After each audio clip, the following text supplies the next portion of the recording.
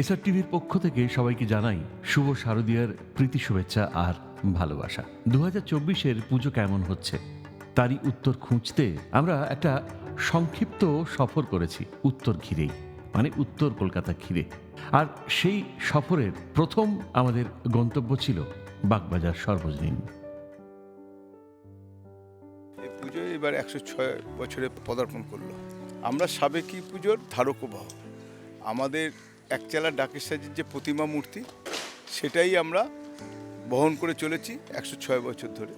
সুতরাং আমাদের থিমের দিকে আমরা কখনো ঝুঁকিনি। এই সাবেকি পুজোকে ধরেই এর সঙ্গে ঐতিহ্য এবং আধুনিকতার মেলবন্ধন ঘটিয়ে আমরা মোটামুটি একটা দুর্গাপুজো করি। এবং আমাদের পুজোর প্রেসিডেন্ট ছিলেন নেতাজি সুভাষচন্দ্র বসু। মেয়র থাকাকালীন তখন তিনি এই মাঠে পুজোটাকে স্থানান্তরিত করেন। আগে বাইরে হতো, মাঠে স্থানান্তরিত করেন। কর্পোরেশনের মেটালিয়ার ছিল তখন, এখন এটা বাগবাজার পার্ক। তা যাই হোক, নেতাজি সুভাষচন্দ্র বসুর উদ্যোগে এই পুজো এই মাঠে শুরু হয়। দুর্গাদাস বন্দ্যোপাধ্যায় অলডারম্যান ছিলেন, স্যার হরিশঙ্কর পাল ছিলেন, পরবর্তীকালে আনন্দবাজার পত্রিকার কর্ণধার অশোক কুমার সরকার, যুগান্ত পত্রিকার কর্ণধার তুষারকান্তি ঘোষ, কেসি দাস প্রাইভেট লিমিটেড যে মিষ্টির ব্যবসায়ী, রসগোল্লার আবিষ্কারক যারা, তারা তাদের যিনি কর্ণধার শারদাচরণ দাস এই পুজোর সাথে যুক্ত ছিল। এছাড়াও আরও অনেকেই ছিল। তাই এই পুজো একটা নির্দিষ্ট লক্ষ্যে এগিয়ে চলেছে এবং একটা ট্র্যাডিশনকে বজায় রেখে। বাগবাজার সর্বজনীন থেকে বেরিয়ে আমরা ধরলাম হাতিবাগানের পথ, অর্থাৎ বিধান সরণি। যাব হাতিবাগান সর্বজনীনে। হাতিবাগান সরণি এবার 90তম বর্ষ এবং এবারে আমাদের ভাবনা প্রকরণ প্রসেস শিল্পী সুশান্ত শিবানী পাল। সুশান্তর ভাবনা আপনি দেখলে বুঝতে পারেন প্যান্ডেলটা।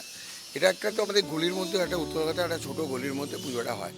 এবং দেখবেন এই বাড়িতে এখানে যখন ও দুর্গাপুজো করতে এসেছিলো আজ থেকে 21 বছর আগে, তখন এখানে এই ফ্ল্যাটগুলো পাশে দুদিকে দুটো ফ্ল্যাট এসব ছিল না। পুরনো বাড়ি যেরকম হয় তার একটা এসেন্স ছিল। এবং আমাদের এই গলির মধ্যে অনেক পুরনো বাড়ি আছে, নটি বিনোদিনীর মতো একটা বাড়ি ওখানে রয়েছে। কিন্তু আমরা দেখতে পাচ্ছি যে ফ্ল্যাটগুলো হয়ে যাচ্ছে, নিশ্চয়ই কালের নিয়মে ফ্ল্যাট হতে হবে, মানুষের থাকার জায়গার জন্য ফ্ল্যাট হতে হবে। কিন্তু ওর একটা বক্তব্য যে ফ্ল্যাট হোক কিন্তু উত্তর কলকাতার এসেন্সটাকে রাখার জন্য।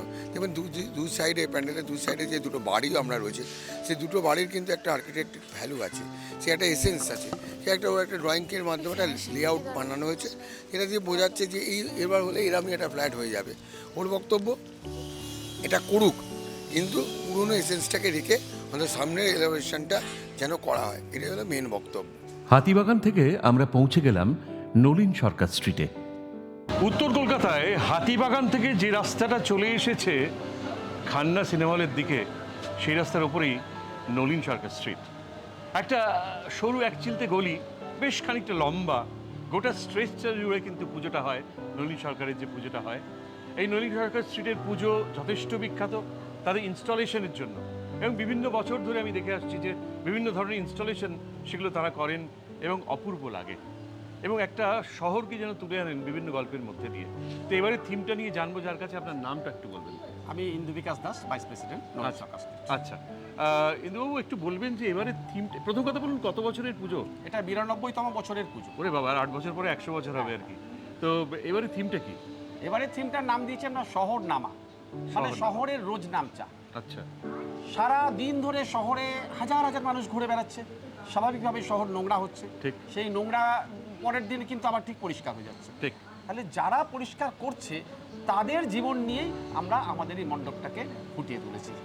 তাদের মধ্যে বিশেষভাবে উল্লেখযোগ্য যে যারা প্লাস্টিকগুলো যারা কুড়িয়ে নিয়ে যাচ্ছে, কারণ এই প্লাস্টিক কিন্তু আমাদের সমাজের পক্ষে খুব হ্যাজার্ডাস মেটেরিয়াল, বায়োডিগ্রেডেবল নয় মোটেই, বিভিন্ন জায়গায় আটকে যায়, জমা জল থেকে শুরু করে সমস্ত রকমভাবে।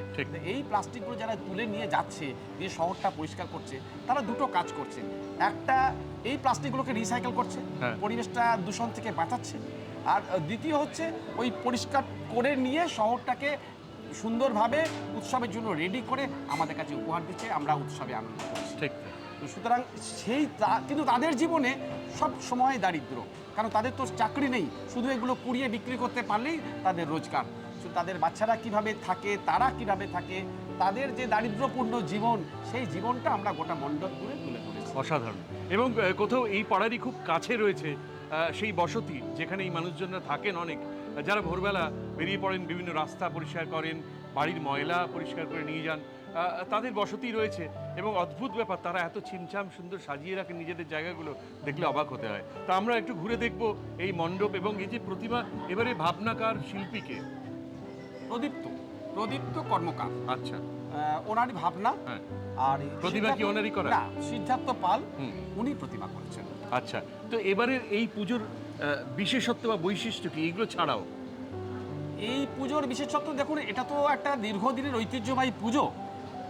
প্রত্যেক বছরই একটা সামাজিক ভাবনা নিয়ে আমরা কাজ করি। হ্যাঁ, কারণ এত বড় প্ল্যাটফর্ম তো আর পাওয়া যাবে না। একদমই। সেই প্ল্যাটফর্মটাকে ইউটিলাইজ করে মানুষের কাছে একটা সামাজিক ভাবনা সবসময় পৌঁছে দেওয়ার চেষ্টা করি, যাতে মানুষের জন্য, মানুষের পাশে থাকার জন্য একটা বার্তা দেওয়ার চেষ্টা করি। অসাধারণ। প্রত্যেক বছরই সেরকম একটা করে থিম আমরা নিয়ে ভেবে তৈরি করি। এবছরও ঠিক অনেকগুলো থিম তৈরি ভাবতে আমরা এই থিমটাকে বেছে নিয়েছি। সকলে মিলে, পল্লীর সকলে, তার চারপাশে আমাদের শুভানুধ্যায়ী এই আপনাদের মতন লোকেরা সকলে মিলে একটা সুস্থ পরিবেশ তৈরি করব, মানুষের কাছে একটা শুভ বার্তা দেব। অপূর্ব। তো এই শুভ বার্তা আমার মনে হয় দিকে দিকে ছড়িয়ে পড়ুক। আমাদের যে চারপাশের পরিবেশ, সেই পরিবেশটাকে সুন্দর করতে হবে। এই সচেতনতা বৃদ্ধি করছে কিন্তু এবারের এই নলিন সরকার স্ট্রিটের পুজো। আমরা বলবো যে সকলে আমরা সমস্বরে বলবো যে আমাদের চারপাশটা, সমাজটা যেন আরও সুন্দর, আরও রঙিন হয়ে ওঠে। এই দুর্গাপুজো নয়, শুধু দুর্গাপুজো 4-5টা দিন জুড়ে নয়, সারা বছর ধরেই যেন সেটা হয়ে থাকে। আজ এখান থেকে এই পর্যন্তই। নলিন সরকার স্ট্রিট থেকে পায়ে পায়ে আমরা এগিয়ে গেলাম কাশী বসলেন।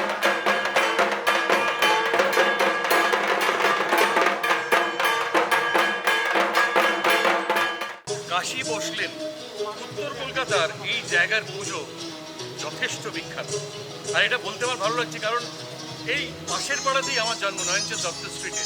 আর ছোটবেলায় কাশী বসলেন এসে মেরিগো রাউন্ড বা নাগরদোলা চাপবো না, এই কখনোই মানে ভাবতেই পারতাম না। এবং সেই ভিজে ছোলা সেখানে পাওয়া যেত, বাদাম ভাজা খাওয়া, ছোটবেলার আনন্দই অন্যরকম ছিল। এখন অনেক কিছু বদলে গেছে, এখন থিম পুজো হয় এখানে। এবং এবারের যে থিম, সেই বিষয়ে জানবো যার কাছে। নামটা কি? আচ্ছা, আপনাটা কি আছে? এটা কততম বছর? আমাদের হিসেব গোলমাল হয়ে গেছে। 87তম। বেশ, আপনাটা কি একটু শুনি।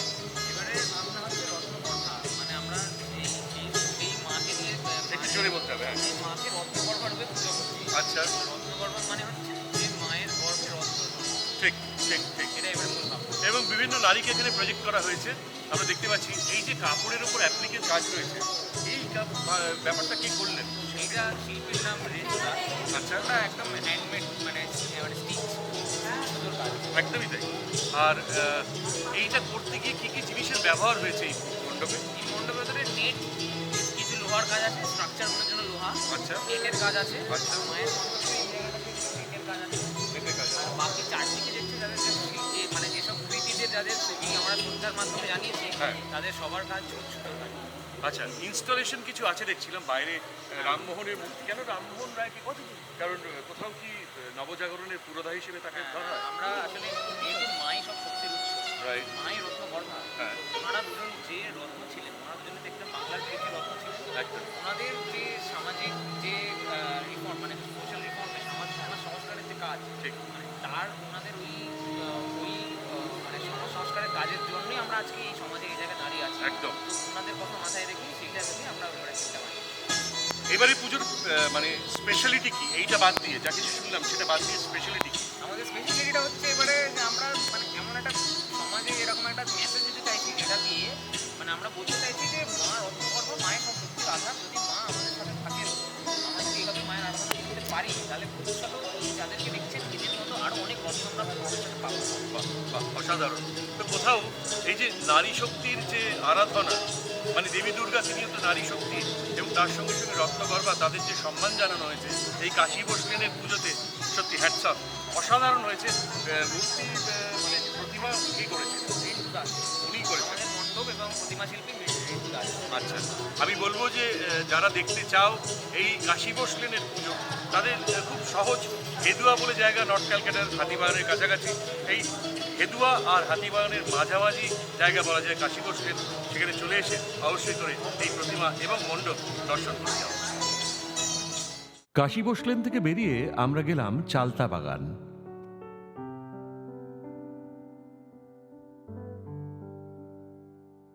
এই যে পাড়াটায় চলে এসেছি, এটা আমার খুব চেনা পাড়া। ইনফ্যাক্ট আমার খুব কাছাকাছি জন্ম, হেদুয়া অঞ্চলে আমার জন্ম।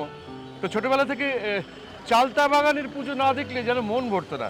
তার একটা অন্য আকর্ষণ ছিল, কারণ এই যে জাস্ট বিবেকানন্দ রোড থেকে আমার স্ট্রিটটা ঢুকেছে, সেই আমার স্ট্রিটটা ঢোকার ক্ষেত্রে যেটা হচ্ছে যে একদম মুখেই চালতা বাগানের বিখ্যাত পুজো।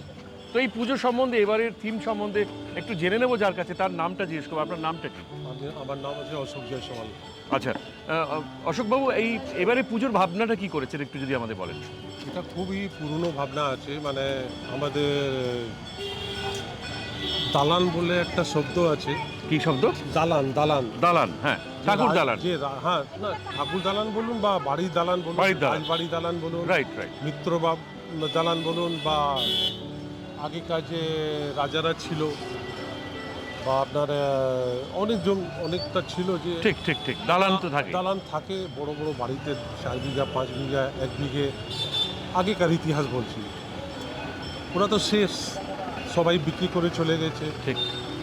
আমাদের কলকাতাতে খাস 2-4টে আছে, তাও আস্তে আস্তে সব land হয়ে লাহাবাড়ি যাচ্ছে। আছে, এ আছে, যার মধ্যে যে যে বেঁচে রয়েছে ওর মধ্যে এখনো মায়ের পুজোটা আয়োজন হয়, ঠিক।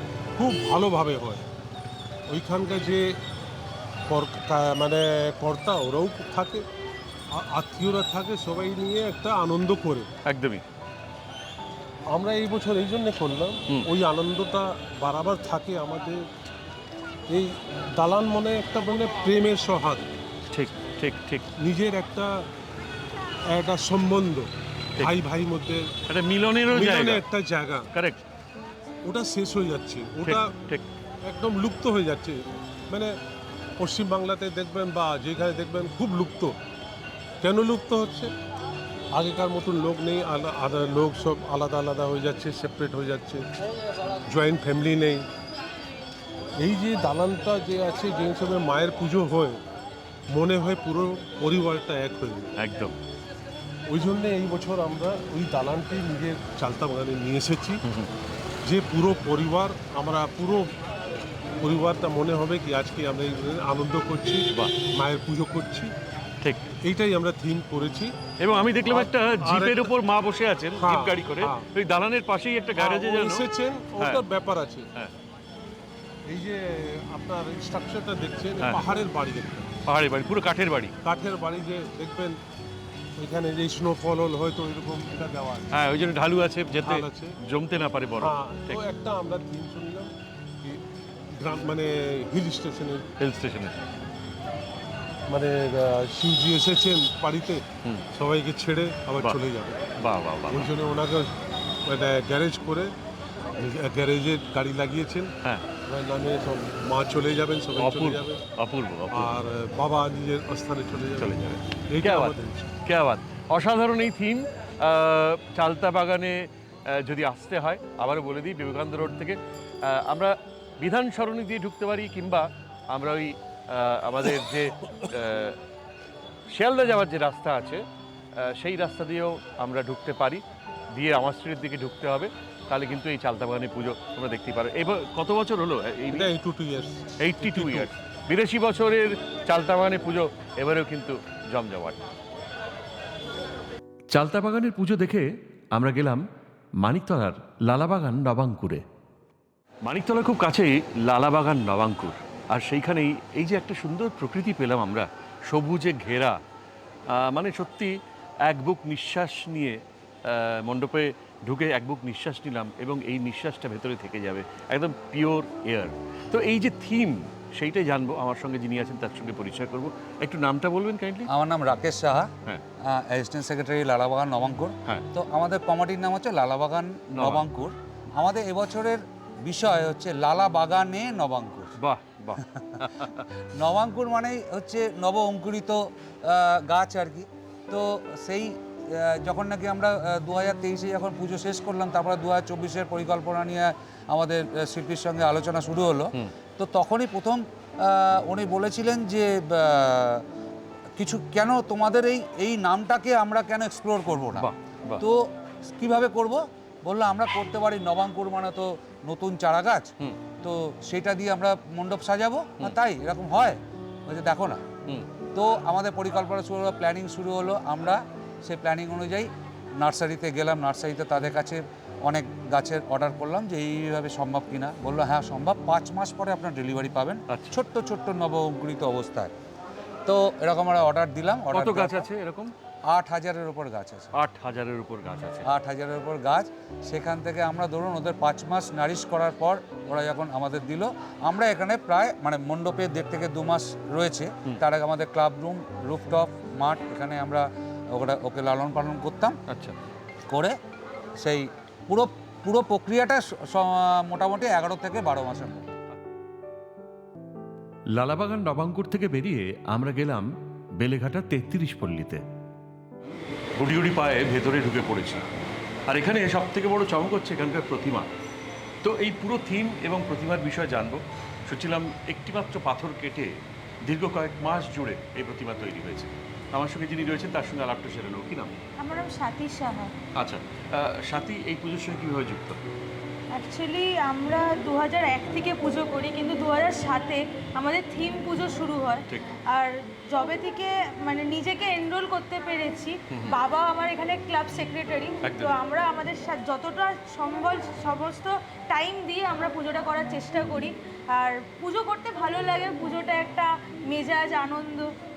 বেশ, তো এই যে এই বৈশিষ্ট্য রয়েছে এবারে প্রতিমার ক্ষেত্রে, যে একটা পাথর কেটে বানানো হয়েছে, পাথরটা কোথা থেকে এসেছে? কোরিয়ান মার্বেল বলা হয়, আইভরি একটা পাথর পাওয়া যায়, সেই পাথর কেটেই আমাদের 4.5 মাস লেগেছে। বীরভূম জেলার একজন আর্টিস্ট আছে, আচ্ছা। তার নাম হচ্ছে সৌরিন ভাস্কর, যে এই পাথরের প্রতিমাটি বানিয়েছে। এই পাথরটা এসেছে কোথা থেকে? পাথর এসেছে বলেছে আমরা কোরিয়া থেকে কোরিয়া থেকেই আনা হয়েছে? কোরিয়ান আচ্ছা। মার্বেল। আচ্ছা, কোরিয়ান পাথর, সেই পাথর এসেছে। তো ভাবনাটা, যে ভাবনা থেকে এটা করা হয়েছে, সেই ভাবনাটা একটু শুনে নেবো। আমাদের এবছরের আর্টিস্ট হলো সম্রাট ভট্টাচার্য, তার হাত ধরেই আমাদের এবছর প্রথম কাজ। আমাদের ভাবনা হলো Kohinoor erased and over written.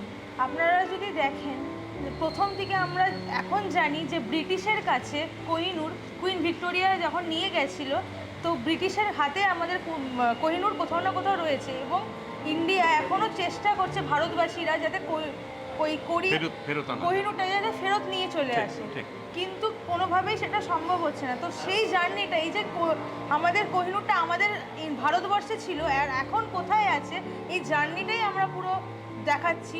আপনি যদি দেখেন মায়ের মন্দিরের ওপরে, ভদ্রকালী মন্দিরে যে ত্রিনয়নে যে মায়ের কোহিনূরটা পাওয়া গেছে, সেইটাই আমরা এখানে তুলে ধরেছি। কোহিনূর ওখান থেকে স্টার্ট। আর তারপরে যদি আমরা তার আগে যাই, এই 19 রকমের হাত বদল হয়েছিল মুঘল পিরিয়ডে। তার আগে তারপরে যেটা নিয়ে যাওয়া হয় হচ্ছে নাদির শাহ টুপি বদলের সময় সেই কোহিনূরটা নিয়ে গেছিল, যখন সে জানতে পেরেছিল সেই 100টা উটের মধ্যে একটা উটের মধ্যে সেই কোহিনূরটা আছে। তারপরে অ্যাংলো শিখ ওয়ার 2 যখন হয়, দিলীপ সিংয়ের কাছে এই কোহিনূরটা লাহোর চুক্তি করে লর্ড ডালহৌসি নিয়ে চলে যায়, এবং তারপরেই সেই যুদ্ধজাহাজ করে ব্রিটেনে চলে যায়, আর ভারতবর্ষ থেকে সেটা এখন ব্রিটিশের হাতে চলে যায়। বেলেঘাটা 33 পল্লী থেকে বেরিয়ে আমরা পৌঁছে গেলাম সল্টলেকের একে ব্লকে। এখন চলে এসেছি সল্টলেকের একে ব্লকে। আর এই একে ব্লকের পুজো এবছরে 37 বছরে পদার্পণ করলো। এই পুজো বাদ দিয়ে মোটামুটি সল্টলেকের পুজো দেখা আমি বলবো সঠিক নয়। তার কারণ হচ্ছে এই পুজোর যথেষ্ট সুনাম রয়েছে, প্রচুর পুরস্কার এই পুজোর ঝুলিতে বিভিন্ন বছর জমা পড়েছে। এবং এই বছরের থিম, আমার কাছে একটা ব্রোশিওর আছে, লেখা আছে বাড়ি বিন্দু।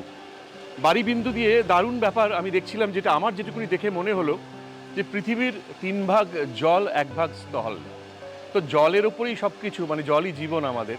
তো গুটি গুটি পায়ে আমরা ভেতরে ঢুকবো, তার আগে দেখবো যে চারপাশটা অদ্ভুতভাবে বিভিন্ন লেয়ার করা হয়েছে। মাটির নিচে যে জল থাকে তার লেয়ার দিয়ে বোঝানো হয়েছে, কোথাও রয়েছে কাদা, কোথাও পাথর, কোথায় নুড়ি পাথর রয়েছে।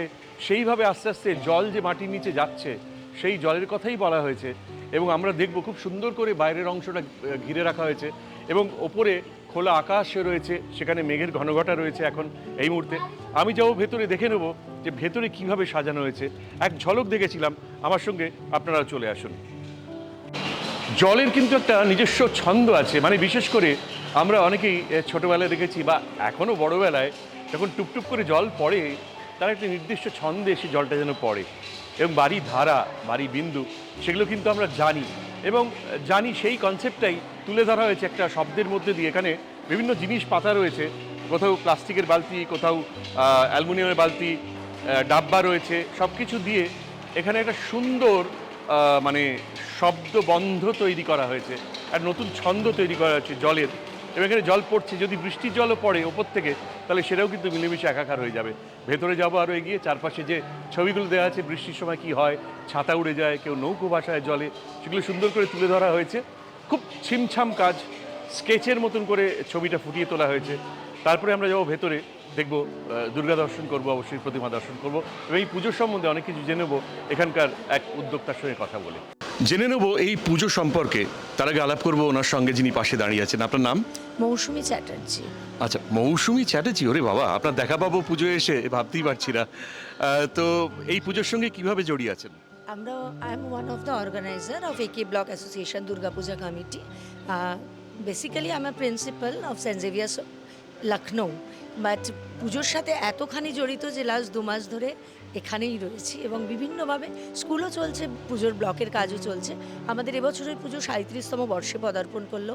আমাদের ভাবনা, যেহেতু আমরা দেখছি যে কংক্রিটে চাদরে ঢেকে যাচ্ছে সমস্ত মাটিটা, এবং আকাশ এবং মাটির যে একটা লক্ষ কোটি বছরের যে সম্পর্ক, সেটা ক্রমশ ছিন্ন হয়ে যাচ্ছে, যার জন্য আমাদের ভাবনা বাড়িবিন্দু, আমাদের আজকের শপথ জল সংরক্ষণ। এই যে বাইরে দেখলাম আপনারা সুন্দর কিছু ডাব্বা, প্লাস্টিকের ডাব্বা, তারপরে বালতি রয়েছে, তো এই যে ড্রপগুলো পড়ে যে একটা সুন্দর সাউন্ড তৈরি হচ্ছে, এটা কি ওইভাবেই সেট করা হয়েছে? হ্যাঁ, একটু বলি যে ওপরের থেকে জলটা যে নিচে পড়ছে বাসনগুলোর ওপরে, এই রেটটাকে আমরা কন্ট্রোল করেছি থ্রু দ্য প্রোগ্রামিং। ওপরে আমাদের 1500 নাজালস আছে, যেগুলো দিয়ে জলটা বেরোচ্ছে, এবং টাইমিং সেট করা আছে, সেটাই প্রোগ্রামিংটা করা আছে। কিন্তু নিচে যে বিভিন্ন পাত্রগুলো, কন্টেনারগুলো কিন্তু বিভিন্ন মেটেরিয়ালের, লক্ষ্য করেছেন, এবং কোনোটা হয়তো পুরো ভর্তি, কোনোটা অর্ধেক ভর্তি, কোনোটা বা আরও কম ভর্তি, কোনোটা বা পুরোটাই খালি। এর ফলে জলটা যখন বিভিন্নভাবে পড়ছে, it's creating different sort of sounds. কি করেছেন, কোন শিল্পীর? শিল্পী ভবতোষ সুতার। আচ্ছা, মানে উনি কি এই সাউন্ডের ব্যাপারটাও করেছেন? একদম, সাউন্ডে আমাদের আলাদা ইঞ্জিনিয়ার আছেন, he is a MTech from Jadavpur university.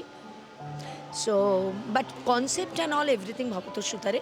আরেকটা জিনিস বলি, এই সেকেন্ড সেগমেন্টে এই যে চারদিকের দেওয়ালে আমরা যেটা দেখতে পাচ্ছি যে স্কেচ টাইপের রয়েছে, এটা চারকোল স্কেচ। এটা আমাদের করেছেন যে শিল্পী, ওনার নাম হচ্ছেন কৃষ্ণা ব্যানার্জি। উনি কিন্তু absolutely alone, she did the full thing. বাহ, অসাধারণ অসাধারণ। তো এই বছরের স্পেশালিটি কি, মানে এই পুজোর এইটা থিমটা ছাড়া স্পেশাল কি করেছেন? হ্যাঁ, এই পুজোর থিমটা ছাড়া ধরুন এই থিমটা আজকের দিনে ভীষণ বড় একটা চ্যালেঞ্জ আমাদের কাছে, যার জন্য আমরা এটাকে সিলেক্ট করে নিয়েছি। বিকজ পুজোটা হচ্ছে, দুর্গাপুজো এমন একটা platform, we can send the messages to the so many people within a very short period of time. এবং যেটা আমরা এখানে মেন দেখিয়েছি, যে এই যে মা, পেছনে আপনারা যখন দেখবেন, মাকে আমরা দেখিয়েছি একটা স্কুল গোয়িং বাচ্চার মধ্যে দিয়ে ডেপিক্ট করিয়েছি। এই বাচ্চাটার স্কিনগুলোতে এজিং এসে গেছে, এবং বাচ্চাটা এটাই আমাদের কাছে জিজ্ঞাসা করছে, ওর চোখটায় ভীষণ বড় জিজ্ঞাসা যে are you saving some water for me in future, that is the thing. এবং at the back of that আমরা দেখিয়েছি পুরো ইউনিভার্সকে একটা গোল সরার মধ্যে দিয়ে, এবং সরাটার একটা দিক উঁচু, একটা দিক নিচু। এই উঁচুটা হচ্ছে due to global warming, the every moment the water level of the sea is going up, সেটা আমরা উপর দিকটা দিয়ে দেখিয়েছি। এবং the same reason this level, the plane is going down gradually, সেটা আমরা এই সরার নিচের দিকটা দিয়ে দেখিয়েছি। এবং এখানে আমাদের একটা পারফরমেন্স হয়, স্কুল গোয়িং চিলড্রেনরা, ওরা লাইট নিয়ে এই ইউনিভার্সকে পুরো লাইটটা দেখাতে থাকে, ওদের হাতে ক্যান্ডেল থাকে।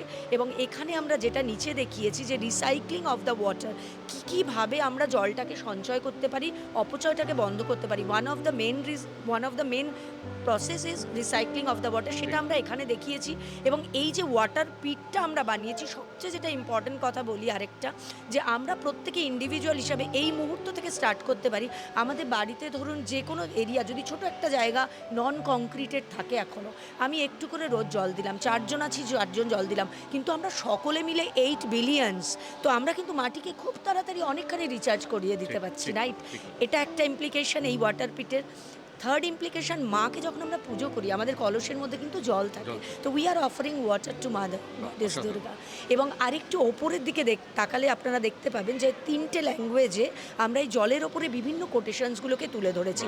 এবং ওপরে আমাদের একটা এলইডি চলছে, সেই এলইডিতে আমরা এটা দেখিয়েছি যে রেটে আমরা আকাশচুম্বী কনস্ট্রাকশনসের দিকে এগিয়ে যাচ্ছি ক্রমশ, আর day will come when we are going to cover the full sky and we are not allowing the raindrop to come down একদম ঠিক up তাই, to the ঠিক, soil. ঠিক তাই। তো এই যে পুজোর মধ্যে দিয়ে যেই সচেতনতার পাঠ একে ব্লক দিয়েছে, আমার মনে হয় আমাদের সকলেরই এইভাবে সচেতন হওয়া উচিত এবং এখন থেকে জল বাঁচানো উচিত। তবে হ্যাঁ, পুজোর কদিন আমরা একটু বেহিসেবি হই বটে, সেটাও মাথায় রাখতে হবে। তারপরে কিন্তু আমার মনে হয় সারা বছর একটাই ভাবনা ভাবতে হবে যে জল বাঁচাতেই হবে। সল্টলেক একে ব্লক থেকে আমরা পৌঁছলাম টালা বারোয়ারিতে।